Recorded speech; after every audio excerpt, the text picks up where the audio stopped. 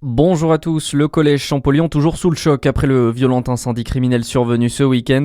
Ce matin, Laurent Nunez et Édouard Geffray sont attendus à l'établissement du quartier des Grésilles.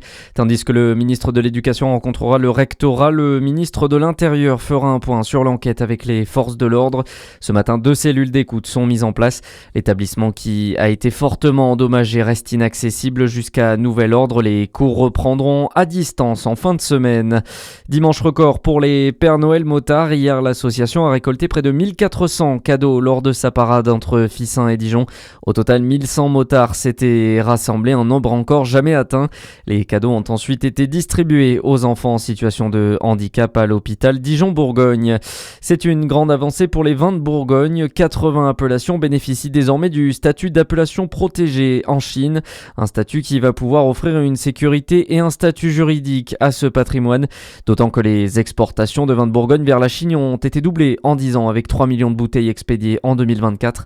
Mais ce statut n'est pas né du hasard et intervient après plusieurs années de processus, Zachary Brault. Et oui, car tout commence en réalité dès 2019 avec un accord signé entre la France et la Chine qui valide la reconnaissance de la marque Bourgogne. L'année d'après, le dépôt de la marque est officiellement validé en Chine. Il ne reste plus qu'alors à faire reconnaître les 84 appellations d'origine protégée de la région.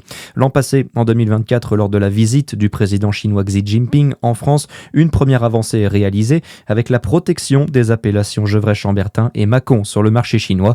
Enfin, depuis début décembre et la visite d'Emmanuel Macron en Chine, 80 des 84 AOP de Bourgogne sont maintenant elles aussi protégées 6 ans après le début du processus. Et les 4 dernières appellations Coteaux-Bourguignon, Saint-Aubin, Crémant de Bourgogne et Charlemagne seront elles aussi protégées sur le marché chinois bientôt. Elles font encore l'objet de quelques procédures juridiques et administratives. Dans le reste de l'actualité, nouvelle série de négociations autour de la guerre en Ukraine. Volodymyr Zelensky a rencontré hier des émissaires américains à Berlin aux côtés du chancelier allemand.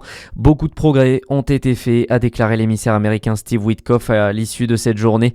Les discussions doivent reprendre aujourd'hui. En France, les agriculteurs attendent de pied ferme Annie Genevard. La ministre de l'Agriculture va se rendre en Haute-Garonne aujourd'hui pour lancer la campagne de vaccination destinée à endiguer la dermatose dans les nouvelles zones concernées. Les actions qui doivent dans le même temps se poursuivre toute la semaine. Le Louvre va-t-il pouvoir ouvrir ses portes ce matin ? Les syndicats ont lancé un appel à une grève reconductible contre des conditions de travail toujours plus dégradées au musée. Une assemblée générale doit se tenir à partir de 9h pour déterminer les conditions de cette mobilisation. Et puis la Norvège remporte le mondial féminin de handball. Victoire 23-20 face aux Allemands hier soir en finale. Un peu plus tôt, la France est allée décrocher la médaille de bronze face aux Pays-Bas. À suivre la météo en détail sur Fréquence Plus.